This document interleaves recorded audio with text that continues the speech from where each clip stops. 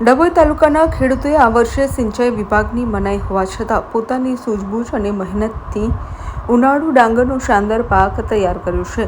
કમોસમી વરસાદના ફટકા બાદ હવે તૈયાર થયેલો ડાંગરનો પાક જોઈને જગતનો તાત ખુશખુશાલ જોવા મળી રહ્યો છે। વઢવાણા તળાવના પાણીની મનાઈ છતાં સીધી ચાલુ વર્ષે વઢવાણા ઇરિગેશન વિભાગના અધિકારીઓ દ્વારા ખેડૂતોને ડાંગરના પાક માટે તળાવમાંથી પાણી નહીં લેવાની કડક સૂચના આપવામાં આવી હતી। વઢવાણા તળાવ હંમેશા ખેડૂતો માટે આશીર્વાદરૂપ રહ્યું છે, પરંતુ આ વખતે સિંચાઈના પાણીના અભાવે ખેતી પર જોખમ વર્તાતું હતું। જો કે હિંમત હાર્યા વગર ડભોઈના ખેડૂતોએ પોતાના ખેતરોમાં આવેલા કૂવા અને બોરના પાણીથી ડાંગરનું વાવેતર કર્યું હતું।